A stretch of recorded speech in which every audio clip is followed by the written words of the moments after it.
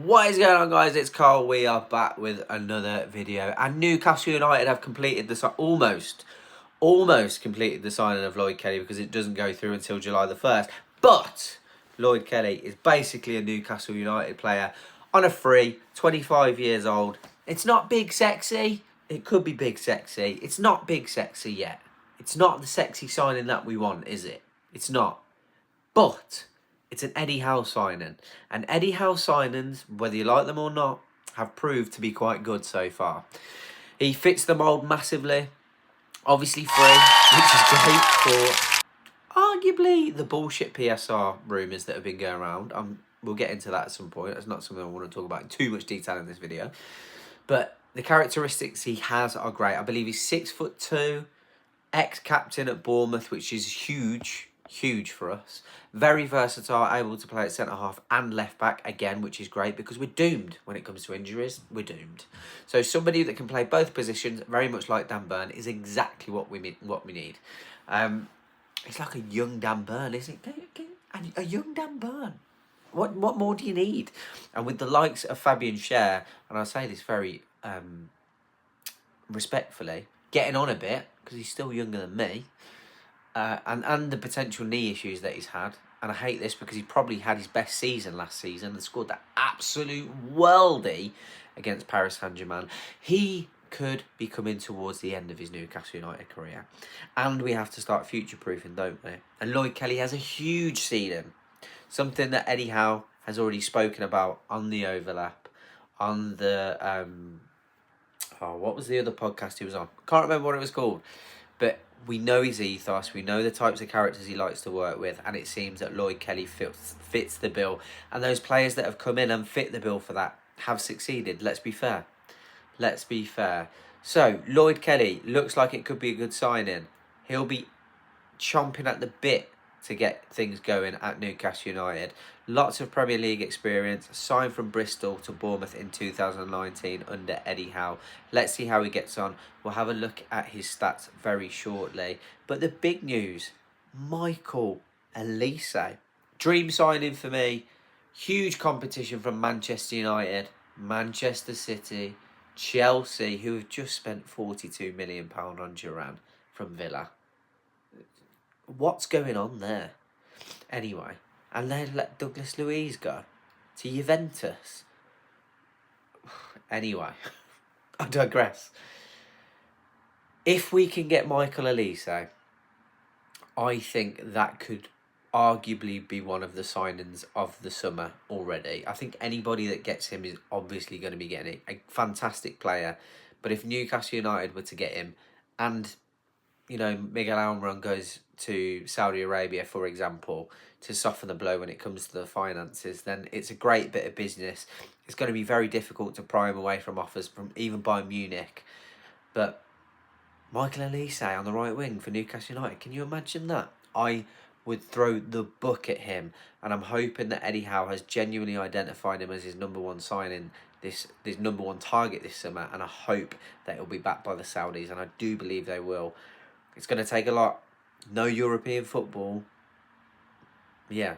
Do you think he would sign for Newcastle? Do you think we're a more attractive option than the likes of Manchester United? I know people will just blindly say yes. But do you?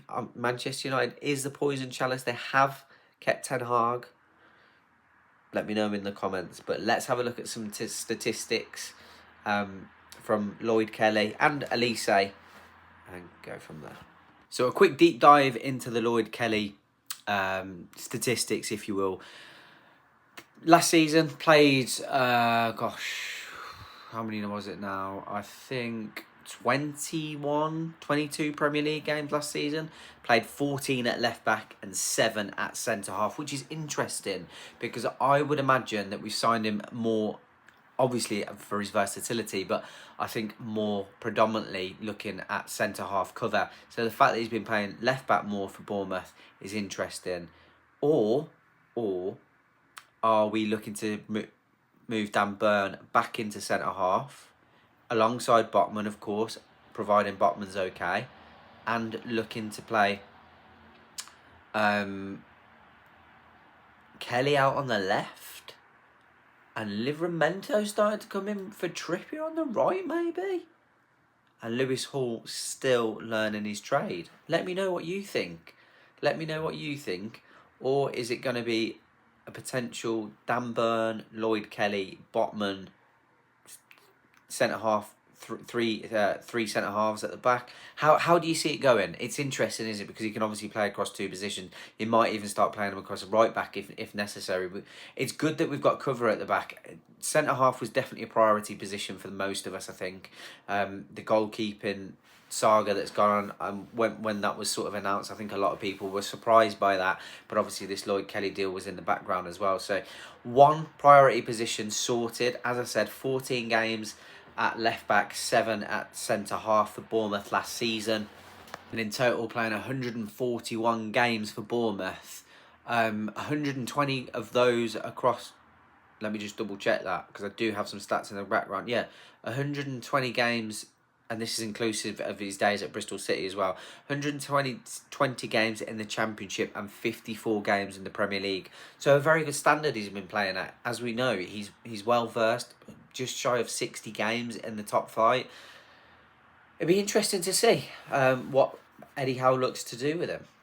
3 goals for Bournemouth, 8 assists across that 141 game tenure, and 48 games for Bristol City with 2 goals and 3 assists for them as well. Arguably a pretty standard return for a centre-half across that amount of games. And 10 caps for England under 21s as well. And as I mentioned previously, captaincy for Bournemouth at such a young age as well. So he has some great leadership qualities, something that will be welcomed within the dressing room. We mentioned the comparison to Dan Burn earlier in the video, and lots of people tout him to be a more physical and technically better version of Dan Burn, which on paper we'd think he's not difficult, but Dan Burn has been absolutely sublime for Newcastle United. Yes, you look at players that are going to burn him for pace, but the fact that his wingspan and his leg strides are so long gets him out of so many problems, and obviously his physical attributes in terms of heading towards goal. He's deceptively quick for his size, and very technical on the ball. So if we're looking at Lloyd Kelly, who's arguably better than Dan Burn, for free as well, then it looks like we could have a potentially good sign on our hands. So one thing I wanted to have a look at was some of the attacking stats before we go into the defensive stats. I know, looking at the attacking stats of a defender, interesting. But I wanted to do that because Dan Burn, arguably, and he is the player that we're comparing him to, is somebody that does like to get forward. You know, he's confident on the ball. He's always obviously up there for corners for the size and the stature that he possesses. But he's a relatively decent ball playing defender, and we know that he likes to get on the ball high up the pitch when possible. Also looks to play for the overlap and bring the ball over where possible as well. So let's compare the two when it comes to that. So based on the 2023-2024 season, Lloyd Kelly played 23 games and Dan Burn played 33. So 10 more games. So it's not an entirely fair comparison, but we can just look at things and maybe work out percentage differences from there. Dan Burn comes up with 2 goals, Lloyd Kelly with none.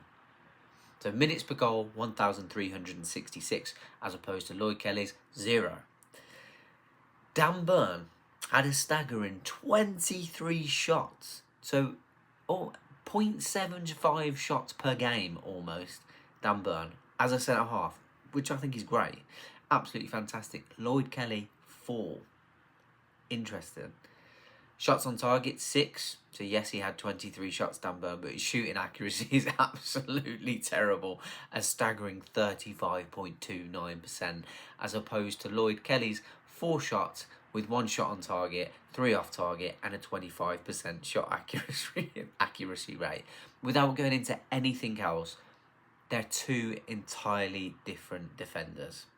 Now, I know there's the argument for the better technical players that Newcastle United would have had than Bournemouth last season, and the way that we play is entirely different, so it will be interesting to see how that changes for Newcastle United. And I thought we would have a look at Lloyd Kelly's stats when Eddie Howe was at Bournemouth. But before we do that, let's have a look at the team play stats between the two.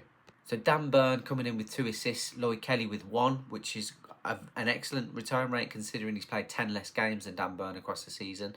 Big chances created 3 and 2 for Lloyd Kelly. Passes 1,500 from Dan Burn. I said he was a decent ball-playing defender, and 772 from Lloyd Kelly. So even with the difference in the 10 games, he's probably, well, he wouldn't be necessarily reaching Dan Burn's level of passes. Is that because of the way Bournemouth play? Quite possibly. You can expect, had Lloyd Kelly have played 33 based on those numbers, it probably would have been reaching around 1,000, 1,100 passes throughout the season for Bournemouth. Is that going to change for Newcastle? I'd like to think so, but based on those stats, it looks as though Lloyd Kelly would be more of a holding defender than someone that's going to be looking to get up the pitch. 618 forward passes for Dan Burn as opposed to Lloyd Kelly's 323, and 153 backward passes as opposed to Lloyd Kelly's 119. Interesting stat, that one. Interesting stat. One through ball from Dan Burn and one through ball for Lloyd Kelly, with 11 crosses from Dan Burn. But get this, 21 crosses from Lloyd Kelly. 21 crosses from Lloyd Kelly. Interesting. Is that something that Eddie Howe will be looking to utilise? As I said, I would expect him to come in at a centre-half, but I might be wrong. Dan Burn being dispossessed 10 times with Lloyd Kelly dispossessed only 6 times, which is great. A positive one, indeed. We're going to have a very quick run through the defensive stats, and I don't want to look at these too much because it's a really weird picture, isn't it, that Newcastle United finished significantly above Bournemouth, but our defensive record was horrific. Absolutely horrific, so I'm not surprised by these stats at all. Dan Burn conceded 45 goals with Lloyd Kelly only 32. 25 blocks from Dan Burn, 12 from Lloyd Kelly. 37 interceptions from Dan Burn with 13 from Lloyd Kelly, and 61 tackles for Dan Burn with only 24 from Lloyd Kelly. 33 successful of those with 19 successful tackles from Lloyd Kelly. That's an unbelievable return. You're looking at what, nearly a 90% success rate from tackles, which is fantastic. 119 clearances from Dan Burn. This is difficult reading, isn't it? 59 tackles, 59 clearances from Lloyd Kelly, 59 headed clearances from Dan Burn, with 26 of those clearances being headed ones for Lloyd Kelly, 103 aerial battles won from Dan Burn, and 28 with Lloyd Kelly. I don't want to read into those too much, as we had two polar opposite seasons, and where Newcastle United finished, you would have expected the stats to be less and us have had less work to do at the back, but it just wasn't the case.